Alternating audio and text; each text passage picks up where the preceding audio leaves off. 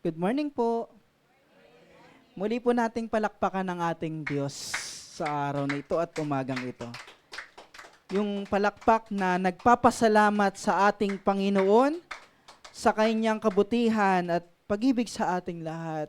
Totoo yung mga um, proklamasyon ng awit na wala tayong matatagpuan na katulad ng ating Diyos. Siya lang talaga yung nag-iisa.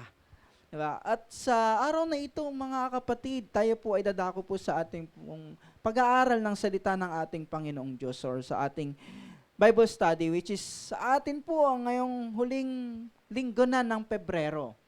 At sa araw na ito ay pag-uusapan po natin, nakaraan ay pinag-usapan natin ay ang one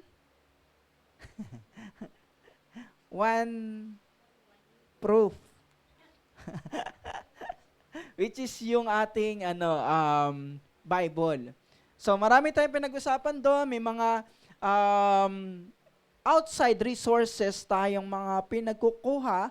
Sa ganon, hindi lang Kristyanismo mismo ang nagsasabi, kundi kahit ang history, archaeology, na usapan scientifically, actually masasabi din na ganon, na magbibigay patunay sa banal na kasulatan. At ang kasunod noon, syempre kapag may pinapatunayan ang banal na kasulatan, ito ay pumapatungkol sa iisa, ang ating Panginoong Hesukristo.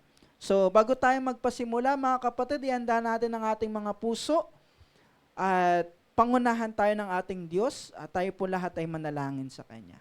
Let us pray. Ama namin, Panginoon, sa oras na ito, sa ngalan ni Kristo, muli po kaming lumalapit sa inyo at dumadalangin karunungan po nawa ninyo ang siyang magbigay sa amin ng kaalaman. Sa ganon, Panginoon, ang karunungang ito ay maidala namin throughout our lives, Panginoon. May pakita sa aming buhay, may isabuhay namin at madakila namin, tanging ikaw lamang, Panginoon. Salamat po sa pagkakataong ito, manguna po kayo sa aming lahat at ang banal mong kasulatan ang siyang magturo sa aming lahat. Sa ngalan ni Kristo na aming Panginoon, ito pong aming dalangin. Amen. So mga kapatid, gaya po ng ating pong gagawing kaugalian po, ang ating pong screen, lalo na yung mga verses po, ay para sa ating mga elderly. Yung mga hindi na kayang magbasa ng Bible. Gayunpaman, sa karamihan, nais natin buklatin ang ating banal na kasulatan. So, ang pag-uusapan natin ngayon, mga kapatid, ay ang one way, which is our Lord Jesus Christ. So iisang daan, ang ating Panginoong Jesus. So, gayunpaman, pag-uusapan natin ngayon, mga kapatid, why Jesus is the only way. In John chapter 14, verse 6, ang sabi po dito, mga kapatid, which is our main verse for this morning po, again po tayo po ay magba-Bible study. And hanggat maaari, meron tayong interaction. Hanggat maaari, kung meron po tayong tanong, ay may tanong po natin, mga kapatid. Kaya, para mamaya po at lipat-lipat. Ang nga pala, wala akong boses. Okay. So, John chapter 14, verse 6. Nang sabi po dito, our main verse, sumagot si Jesus, ako ang daan, ang katotohanan at ang buhay. Walang makakarating sa Ama kung hindi sa pamamagitan ko. So that's our main verse for this morning, which is the only way, and yan ang magiging tanong natin. At sasagutin natin, bakit nga ba si Kristo ang tangi o kaisa-isang daan patungo sa Ama o sa Diyos? Patungo, sabihin na natin, na magtutungo sa atin sa kaligtasan. Bakit Jesus is the only way? Di ba? Actually, dito po, in number of religions in the world, pahapyawan muna natin. Kasi pag-uusapan natin parang ganito, no? nakakapanood po ba kayo 100 versus 1? May mga ganun ata na mga segment. Pero ito, the number of religions in the world estimated 4,200 to 10,000 religions daw. So according yan sa ating na research, actually ang sinabi nga, ang pinakaano niyan is 4,200. At may nagsasabi nga na estimated umaabot ng 10,000 religions around the world. So sabihin na lang natin, 4,200 versus 1. Di ba? Parang ganun ang nangyayari kasi sa maraming parte ng mundo, maraming reliyon, pero mayroong isang nagkiklaim, I am the only way. Yeah? At yung religion, mga kapatid, can briefly defined as a specific belief system about God. O ang religion ay mga pumapatungkol sa paniniwala sa Diyos o sa mga Diyos na naipapakita sa pamamagitan ng pamumuhay, pagkaisipan, panambahan, at iba't ibang mga ritual. Ganon din, ang religion ay nagde-define din ng social, ethical, and ceremonial elements. And sabi dito, though meron 4,200 to 10,000 religions around the world, ang major religions na karaniwan o malaking parte dito ay yung Christianity, Islam, Hinduism, and Buddhism for over 77% of the world's population. So yung apat daw na ito, ang Christianity, ang Islam, Hinduism, and Buddhism, ay sinasakop niya ang 77% ng world's population patungkol sa religion. Di ba? At tingnan naman natin, kasi ang pinapatungkulan natin ay yung buong mundo o reliyon sa buong mundo. Tingnan naman natin ang census patungkol sa reliyon na dito naman sa ating bansa. Kasi buong mundo di ba? Sa buong mundo kanina, 4,200 daw to 10,000. Pero sa atin mga kapatid, sa 108 million of population, o more than 108 million population, according to PSA. PSA, di ba, yung mga pinagkukuhanan natin ng mga requirements, especially yung birth certificate. At sa birth certificate, nandun nakalagay kung anong religion ka, di ba? So, nalakap nila yon. So, pinagsama-sama at yung 2020 census ng patungkol sa reliyon, ang sabi doon, 85,645,362 persons or 78.8% reported as a Roman Catholic. Meron naman ng Islam, umaabot daw ng 6,981,710 persons or 6.4% ang mga Muslim or Islam sa population po nating bansa dito sa Pilipinas. Ang Iglesia naman ni Cristo with 2,806,524 persons or 2.6% ang sakop ng tawag nito ng kanilang samahan dito sa bansang Pilipinas. Again, bansang Pilipinas lang ang pinapatukuyan nito po, no? Ngayon, meron dito pa. So, nakita natin 78.8% meron na Roman Catholicism, ang kanilang religion, merong Islam 6.4, merong 2.6 na Iglesia ni Cristo naman. And meron dito, iba pa, kung makikita po ninyo, may Seventh-day Adventist na naglipay na 0.8%. Meron naman Iglesia Filipina Independente, 0.6% ang nasasakop nila. Baptist Church, United Church of Christ in the Philippines, Jehovah's Witnesses, and Church of Christ for 0.4 each. So mga kapatid, bakit natin pinag-uusapan? Actually, yan yung proof. Sige po, next slide po. Yan yung proof na sa Philippine Statistics Authority ko kinuha itong mga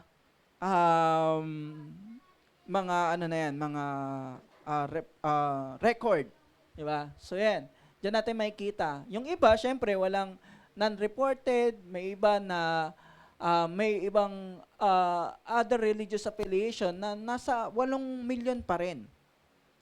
But anyway, patungkol dito sa pinag-uusapan natin, the religious belief about salvation. Kasi maraming reliyon, marami nagtuturo ng kaligtasan o papaano maliligtas.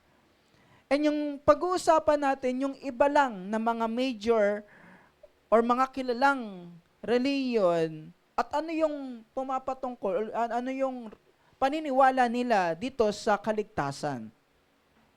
So, sige po, pwede po ba nating makabasa po? Ano nga, sige Mike, pabasa ng Christianity. First, yan. Open mo yun. Sige pa. Ayan. Hi.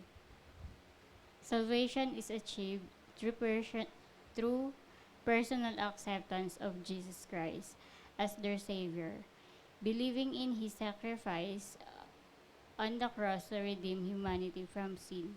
So, ang paniniwala ng mga Kristiyano, ang kaligtasan daw ay natatamo sa pamagitan ng personal acceptance o pagtanggap kay Kristo bilang kanilang tagapagligtas at naniniwala sa sakripisyo sa krus na nagliligtas sa bawat isa. Sa Islam naman, sige po, pwede po papasa po, patalikod na lang. Yan. Islam, ano naman ang kanilang belief about salvation? Islam, salvation is gained by holding or clinging to the 5 pillars of Islam. Sige po, yan, sige po, thank you po. So, sabi doon, ang Islam naman, ang salvation ay natatamo sa pamamagitan ng pinanghahawakan nilang 5 pillars of Islam. So, ano yung 5 pillars na yon? Sige po, ito po yon. Merong shahada, and ito yung first pillar, which is the declaration of faith. Nang sinasabi, ang Muslim daw kailangan ay mag-recite ng creed na there is no one God but God. And Muhammad is the messenger of God. Yun yung paniniwala nila. Yun yung first pillar na kailangan nilang panghawakan yun. O kailangan nilang i-profess. Sa atin kasi bilang isang Kristiyano, ang sabi ng Panginoong Jesus, kung sino man magkakaila sa akin, ay ikakaila ko rin naman sa harapan ng aking Ama, di ba po? So parang ganun din, kaya lang ito, ang sa kanila naman ang pagkakaiba ay yung kailangan mong ideklara itong first pillar na ito. Walang ibang Diyos maliban ng Diyos, or sinasabi nilang si Allah, and Muhammad na messenger of God. Ikalawa, yung second pillar, which is the obligatory prayer. Sila ay nananalangin 5 times a day sa direction of Kaaba in Mecca. Halimbawa, kung saan halimbawa, itong bahay na ito, kung saan naka-direction ng Mecca, or yung lugar po kasi yung Mecca, doon sila tatapat ng pananalangin. So, 5 times nila a day, sila nagpo-pray or nananalangin sa Diyos. Tayo po, ilang beses tayo nagpa-pray sa isang araw, maliban sa pagkakain. Yeah. So, pangatlo, third pillar, which is the almsgiving. Muslims give 2.5% of their wealth to the poor if they earn enough. So, isa sa pinangawakan nila para matamo ang kaligtasan ay yung pagbibigay ng kanilang yaman o yung 2.5% ng kanilang yaman. Yung ikaapat ay yung fasting. Muslim fast from dawn to sundown during Ramadan. So, parang kumbaga wala talagang kainan ito. Sa panahon ng Ramadan, ilang nga bang araw tinatagal ang Ramadan? Hindi mo alam. Napagkamanan tayong Muslim nung Anyway, so sa panahon daw ng Ramadan, ito ang kanilang ginagawa. Fasting. Dawn to sundown. Hanggang pagka umaga hanggang sa pagkalubog ng gabi. Yung Hajj naman, the fifth and the final pillar, which is the pilgrimage to Mecca. So kailangan mong sa buong buhay mo bilang isang Muslim, kailangan mong pumunta sa isang lugar, which is yung Mecca, para sa ganon, kumbaga, makamit itong kanilang pinanghahawakan na 5 pillars. Diba? So, maliban na makapunta ka doon, so, hindi mo makukumpleto ang 5 pillars. Halimbawa naman sa atin, may mga Kristiyano or kahit Roman Catholic at ibang lahi na lalo na naniniwala kay Jesus, pumupunta sa Israel. At may mga lugar nga doon na pinupuntahan sila para, ito yung dito pinanganak. Possible na pinanganak si Jesus. May mga ganon. Tapos meron pang lugar kung saan na sinasabi nila na dito, kumbaga, tawag doon, inilibing si Jesus. So, anyway, sa kanila, sa Islam, kailangan makapunta ka ng Mecca. Diba? Para makamit yung pinanghahawakan na kaligtasan, gayon din yung kanilang pinaniniwalaan na 5 pillars. Sa Hinduism naman, sige po, pwede po pang pabasa po. Ang Hinduism po, ay, okay po, pwede po pabasa po. Sige po. Kahit sino na po, mga kapatid. Salvation po yan, tama. Opo. Hinduism salvation, often referred to as moksha, is attained through the cycle of reincarnation by following spiritual paths like karma, yoga, or action, jnana yoga, knowledge, or bhakti yoga, devotion, to purify the soul and reach liberation from the cycle of birth. So, yun naman yung Hinduism. Diba? May action, may knowledge, and devotion para i-purify yung soul ng bawat tao na naniniwala nga dito sa Hinduism. Kasi, kung di ako nagkakamali, mga kapatid, kailangan, may mga paraan sila para, yun nga, para ang isang tao dahil nga sa isang makasalanan, kailangan throughout the day, napupurify or nalilinis sila sa kanilang kasalanan. So, sa ika-apat at panghuli, yung Judaism naman. Sige po, pwede po, papasa po ng po. Mike.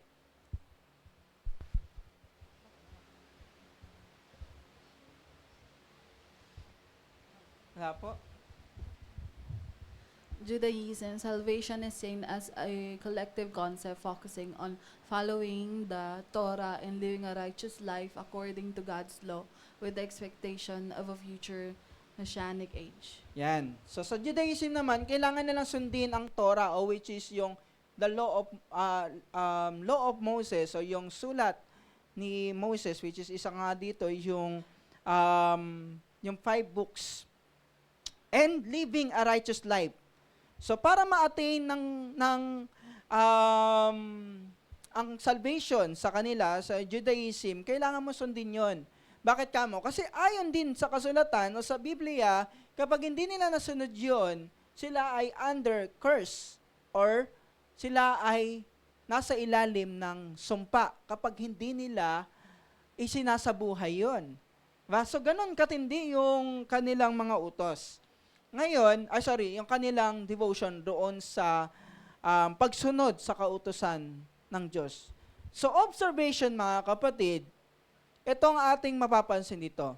The difference between Christianity to other religions, Christianity's salvation are based in believing and accepting Christ, while others are about action.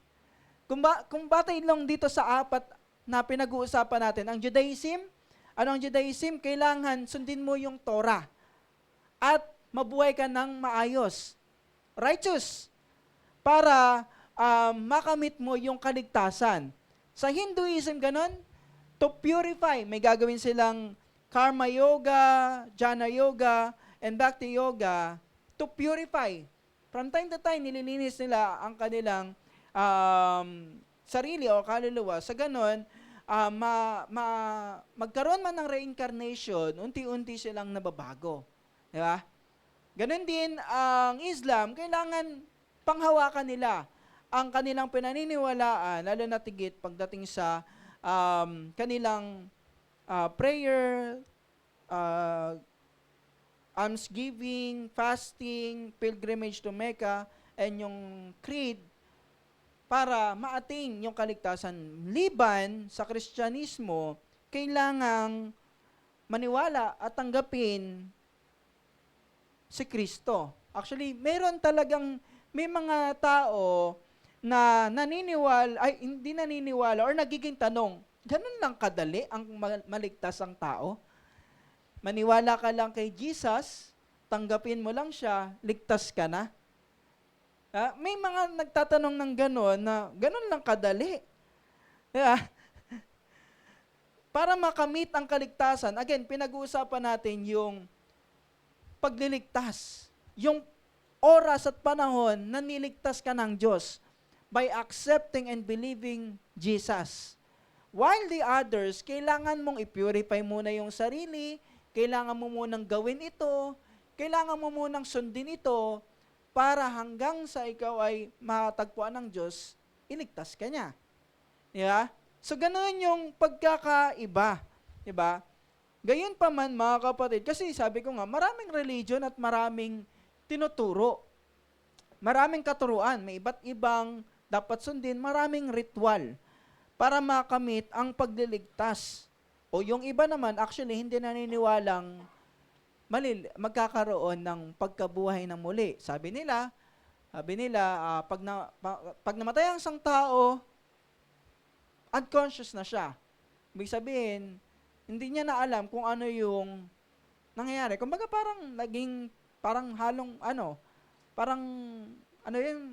nawalang parang bula, parang ganon.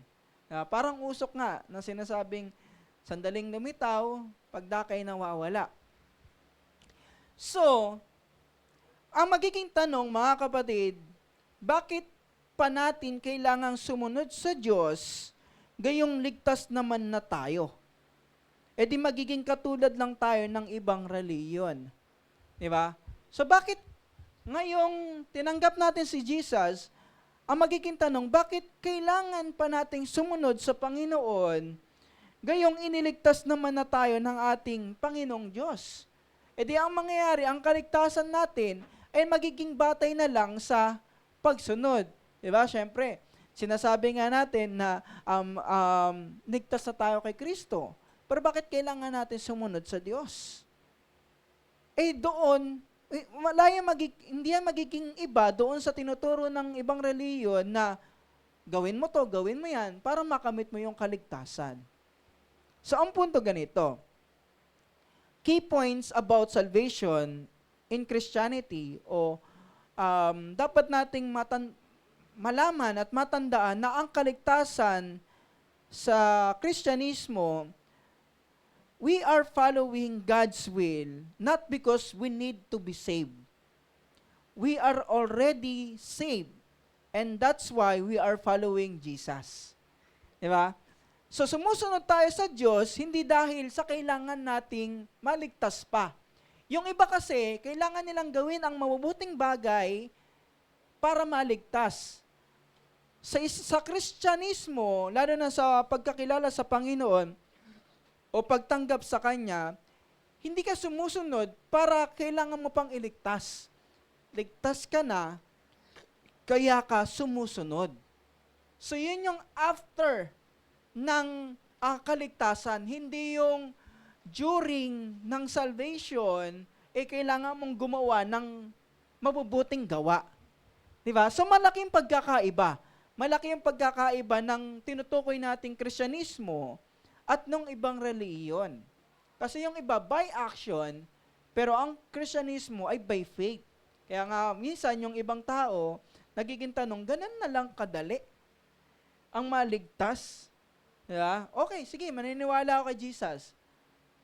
So, ligtas na ako. Diba? Pero gayon pa man, mga kapatid, remember po, at tandaan natin, yun ang pagkakaiba ng Kristyanismo at o yung kaligtasang ibinibigay ni Kristo sa kaligtasan ng ibang relihiyon. Di ba? Kaya dito, mga kapatid, sabi ng Ephesians, sige po, pwede pong pabasa po. Sa mga may dalang Bible, pabasa po. Sige po, Ate Nin, kung ano po. At yung sa mga elder naman po, sa magbabasa po, ito po ang ating pong ano.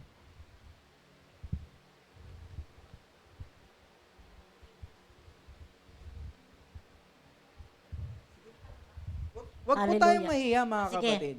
Episode 2:8. Sapagkat dahil sa kagandahang loob ng Diyos, kayo ay inaligtas sa pamamagitan ng pananampalataya. At ito'y kaloob ng Diyos at hindi mula sa inyo sarili. 9. Hindi ito bunga ng inyong mga gawa, kaya't walang maipagmamalaki ang sinuman. Tuloy. 10. Kung ano tayo ngayon ay gawa ng nilikha niya. Tayo'y para sa mabubuting gawa na inihanda niya. Inihanda niya noong una paman upang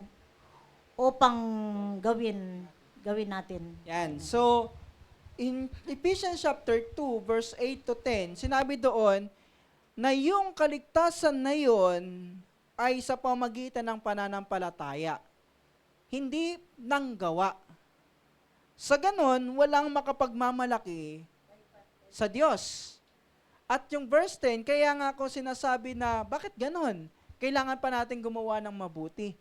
Ang paggawa ng mabuti na sinasabi ng Diyos sa verse 10, bunga yon ng pananampalataya.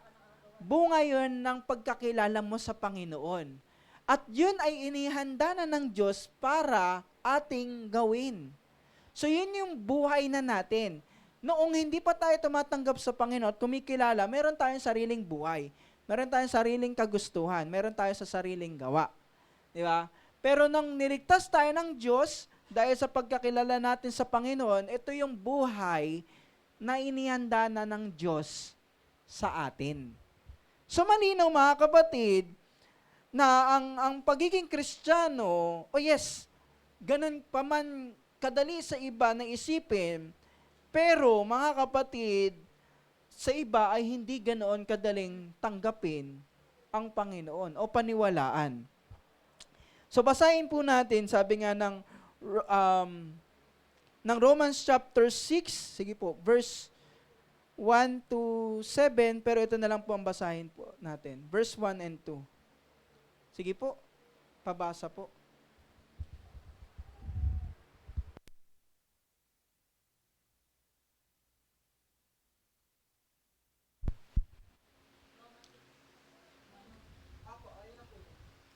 Ano ngayon ang sasabihin natin?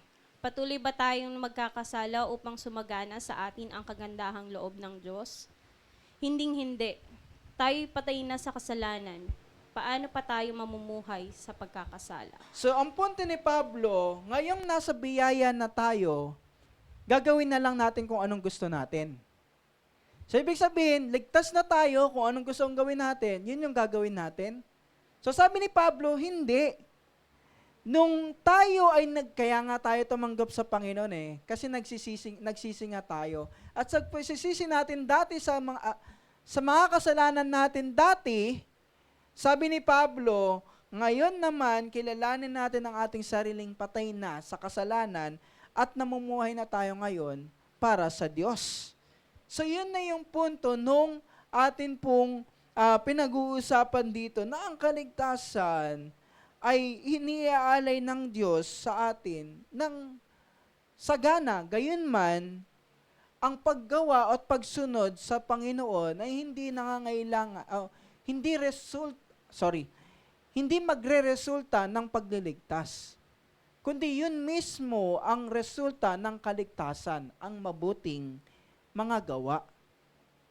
So, ganoon ka-importante sa Diyos yun. Ang kakaiba nga lang, at uulitin natin, pagkakaiba lang, dahil ang iba paniniwala, kailangan mong gawin ang kabutihan para ikaw ay maligtas. Diba? Sabi ng iba, gayon din katuruan natin mga matatanda, Maging mabuting tao ka lang, wag ka lang maging masama sa iba. Maging mabuting kapwa ka, di ba? Wala kang apakang tao, ligtas ka na.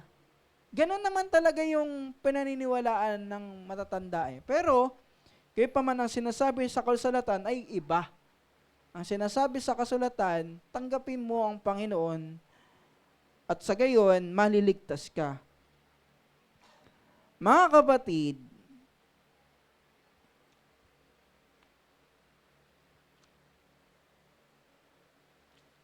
dito tayo sa ating tanong.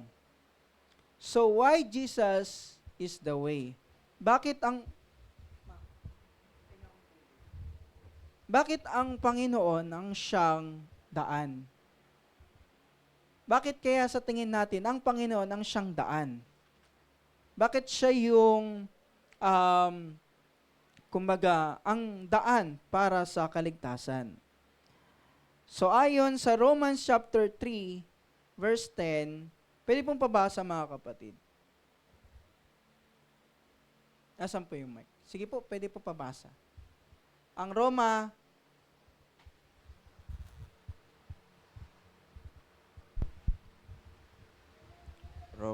3, verse 10.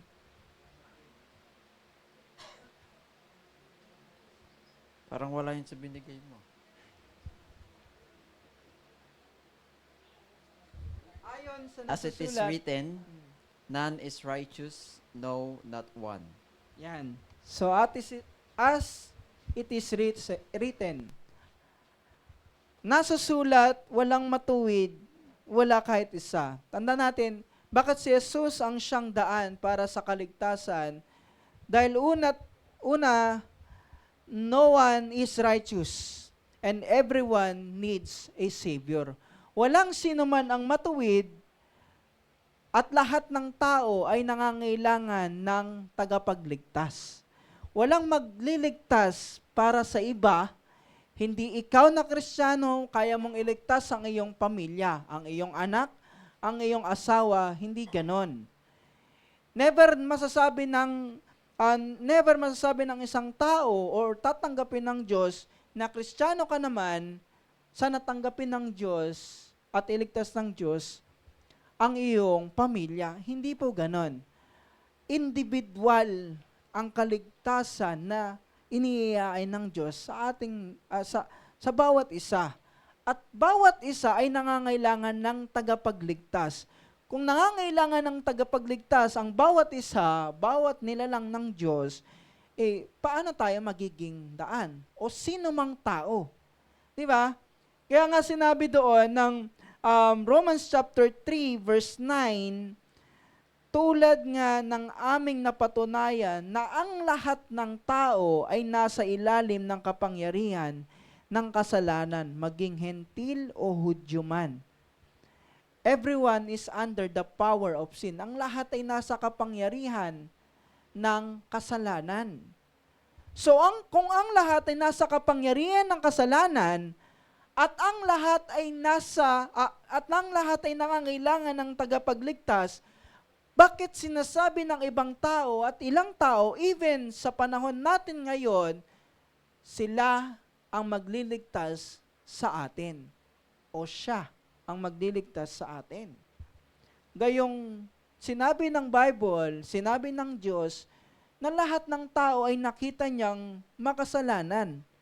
Lahat ng tao ay nakita niyang nangangailangan ng kaligtasan. Lahat ng tao ay nasa ilalim ng kapangyarihan ng kasalanan.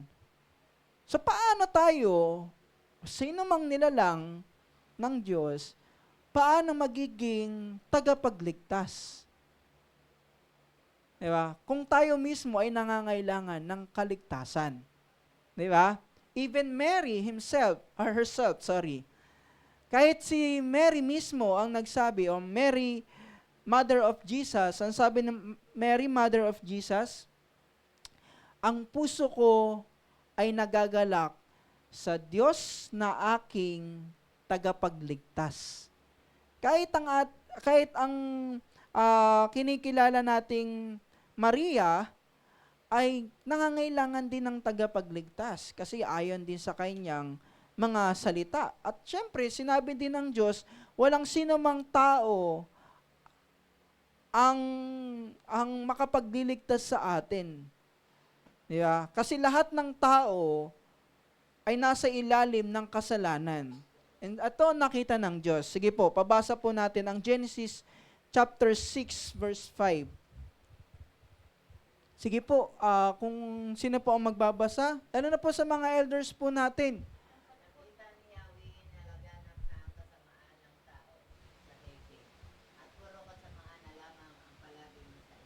Ano nakita ng Diyos? Yeah. Ito yung Genesis chapter 6. Sa pasimula, malinis ang tao. Nung nakaalam ng mabuti at masama, ano ang mas pinipili ng tao? Kasamaan. Wag ka na sa masama. Kasi kilala mo na ang Diyos eh, di ba?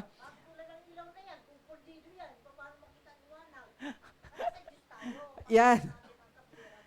Tama po yan. Kasi ganito yan, no? Dahil ang tao, wala silang ibang inisip, ibig sabihin yung kanilang relasyon sa Diyos, hindi na nila pinagtuunan ng pansin. Yung kanilang manlilikha. Anong pinagtuunan ng pansin? Yung sarili nila. Hindi ibig sabihin na kasamaan na lamang nasa isip ng tao ay puro talaga kasamaan. Isa pang bagay dito ay yung pagmakasarili, mga pansarili natin. Hindi patungkol sa Diyos. Yan yung ayaw ng Diyos na nakikita din sa atin, di ba? So nakita ng Diyos ang lahat, ang bawat isa ay nag-iisip ng kasamaan. Di ba? Kaya nga dumating ang panahon ni Noe. Gusto nang gawin ng Diyos na talagang lipunin lahat. Pero dahil natagpuan niya si Noe na taong matuwid, iniligtas niya pa rin ang matuwid. So sabi natin kanina, everyone needs to be saved. Kung kanina, everyone needs a Savior, everyone needs to be saved. Why Jesus is the way? Because no one can save his life. Walang sino man ang makapagliligtas sa kanyang sarili. Di ba? Sabi ng Romans chapter 3 verse 23 at Romans chapter 6 verse 23, sapagkat ang lahat ay nagkasala at walang sino mang nakaabot sa kaluwalhatian ng Diyos. Lahat ay nagkasala. Ano sabi ng verse 23? Ang kamatayan, ang kabayaran ng kasalanan. We are destined sa kamatayan. Lahat tayo, ang destination natin ay kamatayan. Bakit kamo? Lahat tayo ay nagkasala. So, Liban, actually, sabi ni Pedro, siya, dito ata, yun ano, maliban kay Kristo, lahat ay nagkasala. Si Jesus, kahit siya ay nagkatawang tao, sabi ni Pedro, siya ay walang kasalanan. Hindi siya nagkasala kailanman. So anong una? Why Jesus is the way? No one No one is righteous and everyone needs a Savior. Ikalawa, no one can save his life and everyone needs to be saved. At pangatlo, no one may boast about salvation.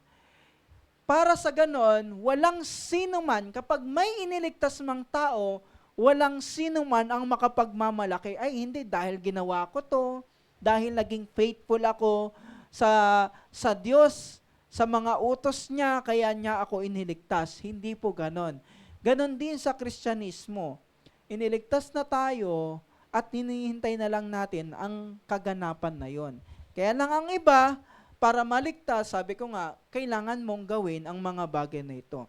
Ang gusto ng Diyos, anong gusto ng Diyos? Gusto niya, sa kagandahang loob niya, ay iligtas ang lahat ng tao. Para, sabi dito, ito ay hindi maging bunga na mula sa mga gawa.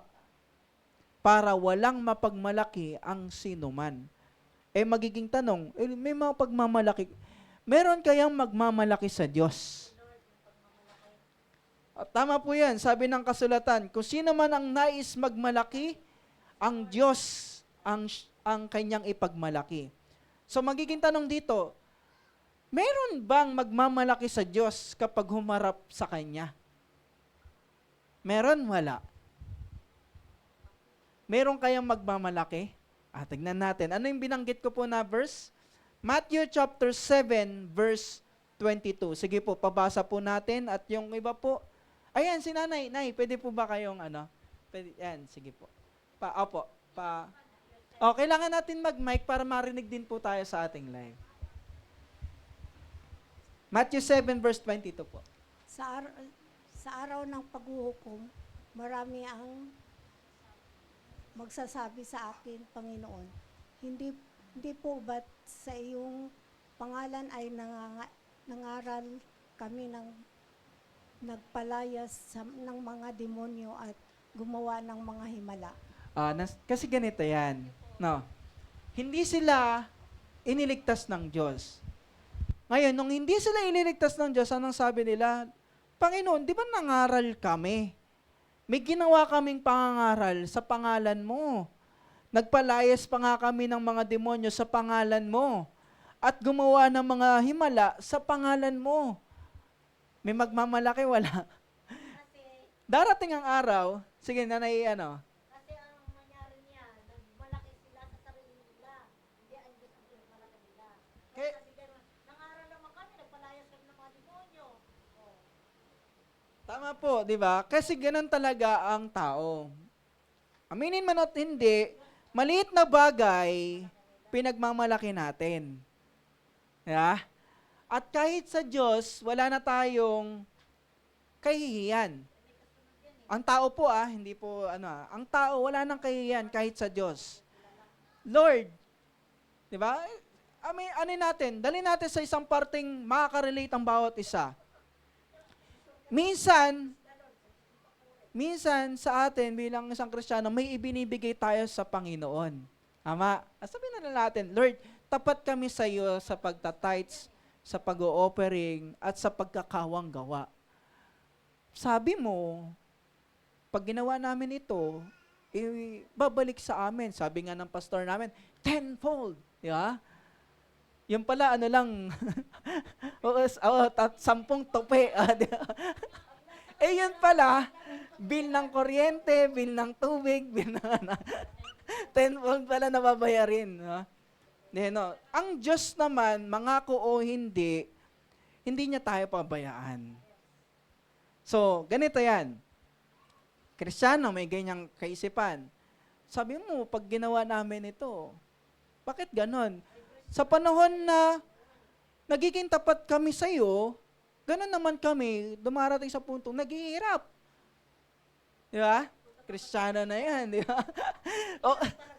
Mahirap talaga kasi lagi niyang tinitignan kung ano yung gusto niya. Ngayon, babalik tayo sa ating punto. May tao talaga. At marami, sabi ng Matthew 7:22, marami ang magsasabi sa akin. Panahon niya ng paghuhukom. Yan araw ng paghuhukom, marami ang magsasabi sa kanya. Ito pa. Many will boast according to Malachi chapter 3 verse 14. Sige po, sa mga elder po. Kuya, nga pala. Sige, Kuya Kenneth. Sige, galing sa concert, sige. Sabi ninyo, walang saysay ang maglingkod sa Diyos. Ano ba ang mapapala natin sa pagsunod sa kanyang mga utos o sa pagpapakita natin kay Yahweh na nagsisisi tayo sa nagawa nating kasalanan? Di ba? Nanunumbat na. Tapos sabi pa dyan, actually hindi ko lang sinama, kung sino pa yung masama, sila pang pinagpapala. Sino pa yung gumagawa ng kalapastanganan sa pangalan ng Diyos, sila pa yung nakakatakas. Sabi na, tama ba? Anong silbi? Tama ba yun? O wala na ngang saysay Yun yung sinabi.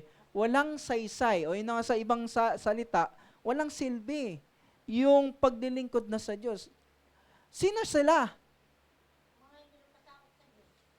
nanay, sila yung mga taong kumikilala sa Diyos. Pero mapagpaimbabaw, di ba? So anong sinasabi? Likas sa tao ang paggawa at pagpili ng kasalanan. Isa pang bagay dito, yung pagmamalaki. Di ba? Pero ang sabi ng Panginoon, yung kaligtasan na ibibigay ko sa inyo ay bigay ko sa inyo upang sa ganon walang magmalaki. Di ba? Paano ka at bakit tayo iniligtas? Dahil ba sa gawa? Hindi. Dahil sa pananampalataya kay Kristo Jesus. Kaya nga, man finds, ito naman yung totoo. Sinabi na ng Diyos sa pamamagitan ni Jesus. Pero anong mababasa natin sa isang kasulatan? In Romans chapter 10, verse 3, dahil hindi nila kinilala ang pamamaraan ng Diyos upang gawing matuwid ang tao, nagsikap silang gumawa ng sarili nilang pamamaraan. Hindi sila nagpasakop sa pamamaraang itinakda ng Diyos. Kaya maraming reliyon sa panahon na iyon, maaari dahil nagsikap silang gumawa ng sariling paraan. Ayaw ng tao na galing sa Diyos mismo. Kailangan may gawin ako sa Diyos para maligtas ako. Yung kaligtasan gusto kong ma-earn or makamit sa pamamagitan ng gawa ko. Kaya yung mga tao kung ano-anong pagpapahirap, kung ano-anong ginagawang ritual para lang maligtas. Hindi kasi ganun ang gusto ng Diyos. Meron na ngang namatay. Meron na nagbuwis ng buhay. Meron nang bumaba galing sa langit para tayo ay bigyan ng buhay. Yun ang paraan ng Diyos. Kaya si Jesus ang siyang daan. Kaya lang, ang gusto ng tao, gumawa ng sariling paraan para maligtas. Sabi nga ng iba, kaya na sinasabi ko madali lang pala. Pero, sa katotohanan, yun ang biyaya. Biyaya kasi, libre. Diba? Tanggapin mo lang ng buong puso na si Jesus ang daan sa Ama. Daan sa Diyos. So, Jesus is the way. Bakit Jesus is the way? Upang walang magmalaki sa Kanya, dahil natagpuan na ang tao ay hindi matuwid. Kasalanan. At ang lahat ng tao ay nangangailangang iligtas. Di ba? So why Jesus is the only way? Bakit siya lang yung katangi-tanging daan patungo sa Ama? 4,000 to 2,000, 4,200 to 10,000 religions, bakit may iisang reliyon na nagkiklaim na iisa lang ang tagapagligtas? Ito yan. Kasi, bago palikhain ang sanlibutan, in John chapter 1 verse 3, nilikha ang lahat ng bagay sa pamamagitan ni Jesus. At walang anumang nalikha nang hindi sa pamamagitan niya. And then sabi ng Colossians chapter 1 verse 15 to 16, si Kristo ang larawan ng Diyos na hindi nakikita. Siya ang panganay na anak at pangunahin sa lahat ng mga nilikha. Sapagkat sa pamamagitan niya ay nilikha ang lahat ng nasa langit at nasa lupa. Ang kaayusan ng lahat ng nalikha ay sa pamamagitan lang ni Jesus. Kasi bakit kamo? Sa pamamagitan niya, nalikha ang lahat ng nilikha. Tayo, halimbawa tayo, sa pamamagitan ng ating Panginoong Jesus. Ngayon, nagkagulo ang tao, nagkagulo ang nilikha ng Diyos, sino ang makapag-aayos? Si Jesus lang.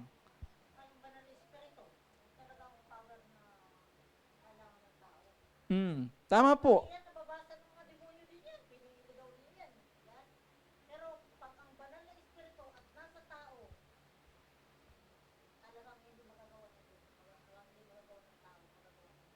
Tama po. Yun nga po, actually, yun yung sinasabi natin na ang ngayong tinanggap natin si Jesus, ang banal na espiritu na ang mangunguna sa atin. Subukan mo yung tao na hindi sa spiritual. Hindi kayo magkaintindihan. Tama po, ayon sa nasusulat. Yung dalawa na nasa espiritu, pareho kayong nasa espiritu, nagkakaintindihan kayo. Kasi magkapareho kayo ng level eh. Tama po yan. Yun po yung nasusulat, di ba? Ang spiritual na bagay ay maiintindihan ng nasa espiritu or nagkakamit ng banal na espiritu. Tama po. At darating ang araw po, yung tatak na yan ang siyang hahanapin sa atin ng Diyos. So, anong ginawa ni Jesus para sabihin na siya yung katangi-tangi o iisang daan para sa kaligtasan? Kasi yun yung pinag-uusapan natin eh. Jesus is the way and Jesus is the only way.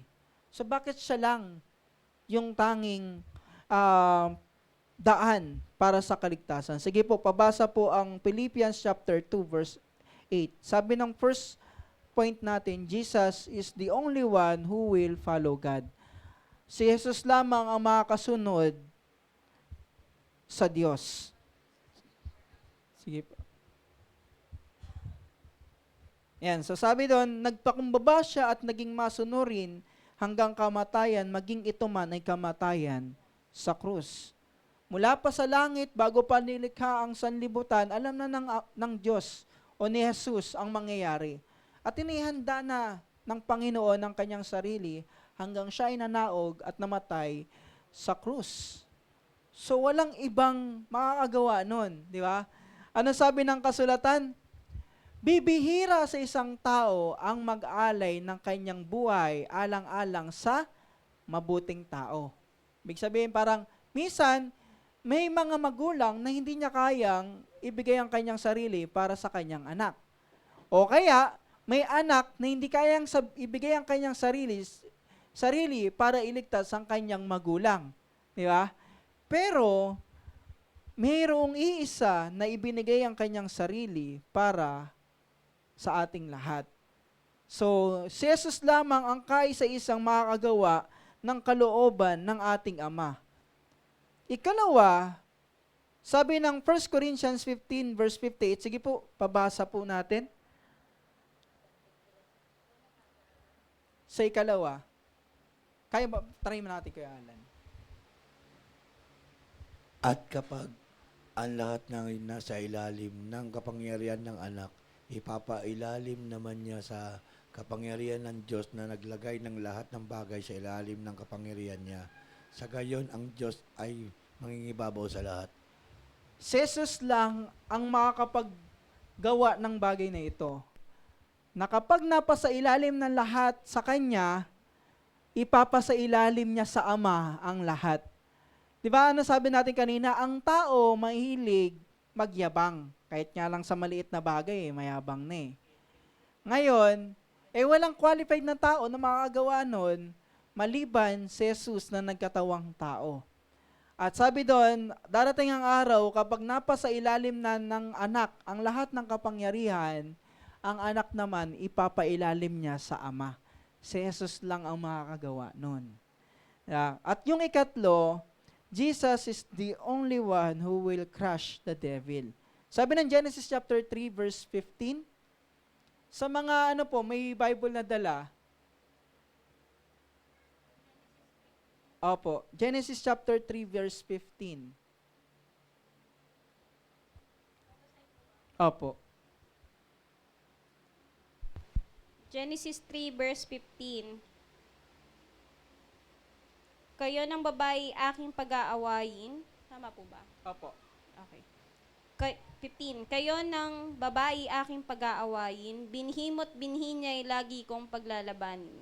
Ang binhi niya ang dudurog sa iyong ulo at sa sakong niya'y ikaw ang tutuklaw. So, ang punto nito, hindi yung lalaki yung kinakausap niya kasi kayo ng babae aking pag-aawayin. Hindi yung lalaki yung kinakausap niya dito. Maaaring dahil minsan nagkakaroon ng miscommunication ng lalaki at babae, pero yung pinakausap dito ay yung ahas. So sabi niya, which is pertaining to devil. Ngayon ang sabi niya, sabi ng Diyos, yung binhi niya ang dudurog sa iyong ulo. Sabi ni Pablo, hindi sinabi ng Diyos sa kanyang mga binhi na sinasabing marami. Hindi. Ang sinabi ni Pablo, sinabi ng Diyos sa binhi niya na pumapatungkol sa iisa. At ito, in Genesis chapter 3 pa lang, ito yung first prophecy about Jesus. Na darating ang araw, Jesus is the only one who will crush the devil. Bakit ganun? Kasi ang tao napapasailalim ng mga daya ng dyablo, ng masasama. Napapasunod ng masama. Pero si Jesus, siya lang yung tanging makakadurog sa kasamaan at sa masama. Pero brother, bakit hindi nadadaya sila? Kasi iba ang binabantayan nila eh. Hindi yung sarili nila. Iba ang binabantayan nila, hindi yung sarili nila, ang pananampalataya. Kaya ganun. Opo. Yun lang yung nagiging problem sa isang Kristiyano. Opo. Tapos ikaapat, actually pitong dahilan kung bakit ang Panginoon ang kaisa-isang daan sa kaligtasan. Chapter 4, ikaapat, Jesus is the only one who will save us from the power of death. Sabi ng 1 Corinthians 15 verse 55. Sige po, Brother Iron. English ba yan, Brad? Pwede naman yan? 15:55. Sayang naman yung mga O death, where is your victory? O death, where is your sting? yan, di ba? So nasaan na yung iyong kamandag o kamatayan? Hindi yung kamatayan na si kamatayan, kundi yung kamatayan ng dulot ng kasalanan natin. Nasaan na yung tagumpay mo? Sabi niya, at nalupig na nga ng Diyos o ni Kristo ang kamatayan at binigyan niya tayo ng buhay. Yan yung ikaapat, si Jesus lang ang makapagbibigay ng buhay at makakapagligtas sa atin sa kapangyarihan ng kamatayan. Kasi totoo yan, darating ang araw, lahat tayo ay mamatay. At lahat ng tao, sabi ng kasulatan, lahat ng tao ay takot sa kamatayan. Pero dahil si Jesus ay dumating, nanaog, nagkatawang lupa, namatay para sa atin at muling nabuhay, binigyan niya tayo ng pag-asa na pagkatapos ng kamatayan, tayo ay muling bubuhayin. Kaya hindi nagtagumpay ang kamatayan sa mga nananampalataya kay Jesus. Ikalima, Jesus is the only one who will free us from the bondage of sin and darkness. Mahirap sa taong malagpasan o matalikuran ng kasalanan. Malibang nasa Kanya ang Diyos. Sabi ng Romans chapter 8, verse 2, sige po, sino po ang Si Nanay Beth, pwede ba na Opo. Basa niyo pa po ba dyan? Dito na lang, Nanay Beth. Sa pamamagitan ng kautusan ng Espiritong nagbibigay buhay dahil sa pakikiisa natin kay Kristo Jesus, pinalaya na ako mula sa kautusan ng kasalanan ng kamatayan. Di ba? So sabi ni Pablo, dahil sa pakikiisa kay Kristo, dahil sa gawa ba? Hindi. Dahil sa pakikiisa kay Kristo, pinalaya ka na sa kautusan ng kasalanan at gayon din ng kamatayan. Kasi, totoo naman, kahit sundin natin ng 10 utos, magkasala lang tayo, hindi lang natin magawa yun, nakasuway na tayo. Gayon din, walang ibang paraan para ang buhay ng tao ay mapalaya sa kasalanan malibang gumalaw ang Diyos. Malibang kumilos ang Diyos sa buhay natin. Kaya sa pamagitan ni Kristo, nandoon yung kalayaan sa kasalanan. Ngayon, ang magiging tanong, bakit may mga tao, kahit Kristiyano, nagsasabi, ito na ata talaga yung kahinaan ko. Ito na ata talaga yung kasalanan kong hindi ko matatalikuran.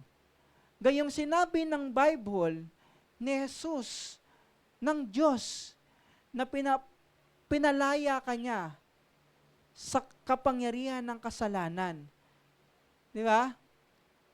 Sabi ng Panginoon, sino mang pinalaya ay tunay na malaya.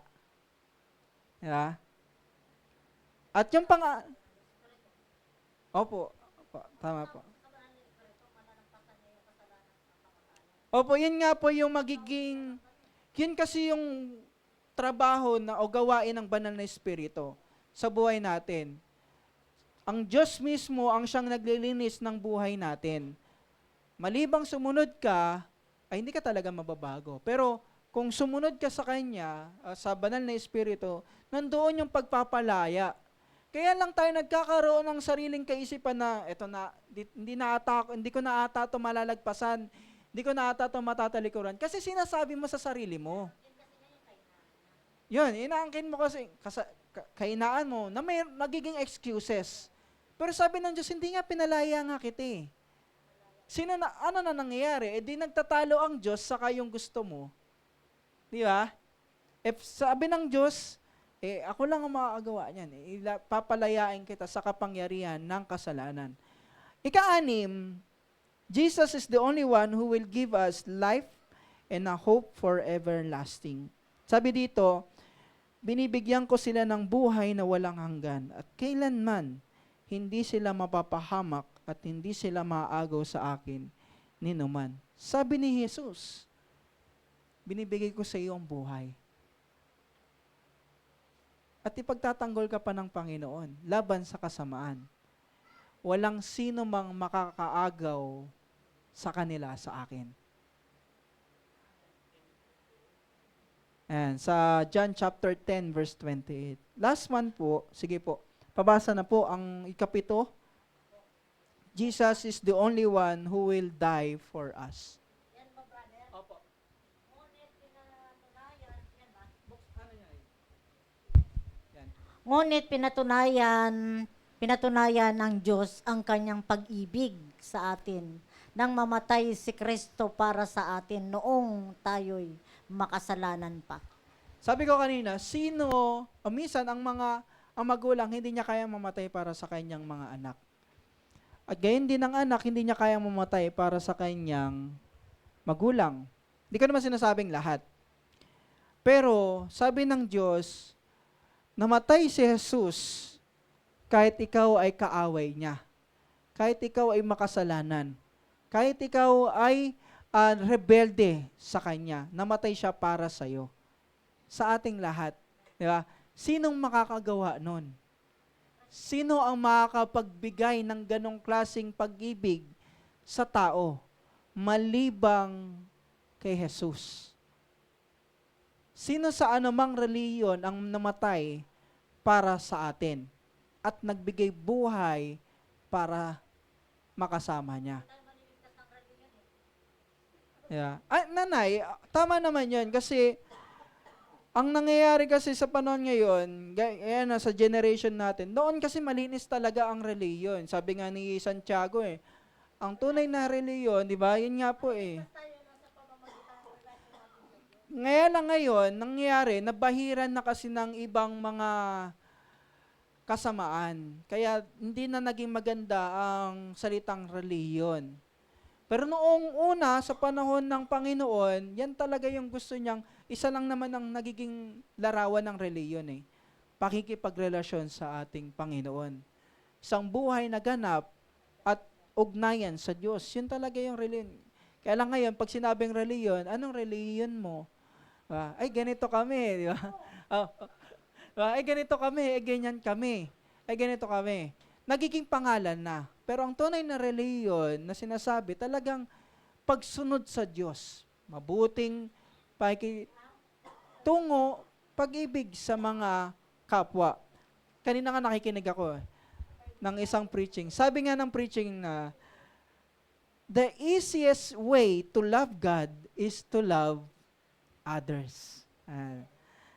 Ngayon, sabi nga natin, Jesus is the only one who can do this for us. Si Jesus lang ang kaisa-isang makakagawa ng bagay na yon. Lahat ng sinabi natin, yung 7 dahilan kung bakit siya lang yung kaisa-isang daan sa kaligtasan dahil sa 7 dahilan na yon, mga kapatid. Kaya po, bilang paggunita po sa atin, tayo pong lahat, ay meron po ba kayong mga tanong sa atin pong pinag-uusapan? Meron po ba akong hindi malinaw na nasabi? Or questionable na aking pong binanggit? Bago po tayo magpatuloy po, may tanong po ba tayo patungkol sa kaligtasan, sa kay Kristo bilang daan at kaisa-isang daan? Meron po ba? Wala na po. So tayo pong lahat ay magsitayo bilang paggunita po ng pagliligtas sa atin ng Diyos ni Kristo. Sa pamagitan ng kanyang buhay, ng kanyang katawan, tayo po ay iniligtas niya. Ngayon po mga kapatid, sa ating paggunita, sa lahat ng ginawa ni Jesus sa ating buhay, may isa pa siyang nais gawin. May isa pa siyang sinabi sa atin na gusto niyang gawin. Kasalo tayo. Sabi ng 1 Corinthians, sa Book of Matthew, sabi ng Panginoon, hindi na ako iinom nitong katas ng ubas hanggang sa araw na inumin kong panibago na kasalo ninyo sa kaharian ng aking Ama.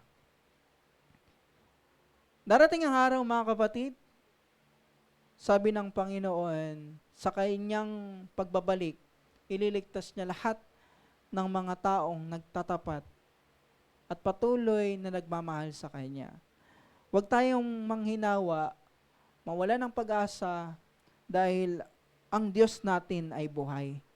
Ang ating tagapagligtas ay buhay. At siya'y babalik at babalikan niya tayo hanggang sa dumating ang araw na makakasalo niya tayo. Hindi na sa punto na ito at sa lugar na ito, kundi sa langit.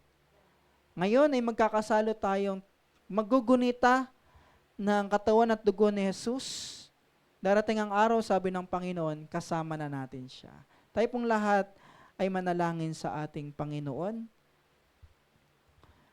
Dakilang Diyos, Ama namin, makapangyarihan, maraming salamat po at muli niyong ipinaalala, pinaunawa at panaintindi, Panginoon, kung bakit katangi-tangi si Jesus ang siyang makapagliligtas sa aming lahat. Maraming salamat dahil hindi mo kami pinabayaan mula sa lilim ng kasalanan at kamatayan, kundi binigyan mo kami ng pag-asa at kaligtasan sa pamagitan ng aming Panginoong Jesus. Ang aming pong dalangin, O Diyos, ay siyasatin mong patuloy ang aming puso upang sa muli naming paggunita sa katawan at dugo na kalarawan na ito na aming Panginoon, ay muli naming maipahayag ang inyo pong pagbabalik, ang inyong pag-ibig, at pagliligtas sa aming lahat. Siyasatin niyo po kami, O Diyos, at patuloy na linisin. Maraming salamat sa pag-ibig at sa biyaya mo pong ito. Sa pangalan ng aming Panginoong Jesus, ito pong aming dalangin. Amen.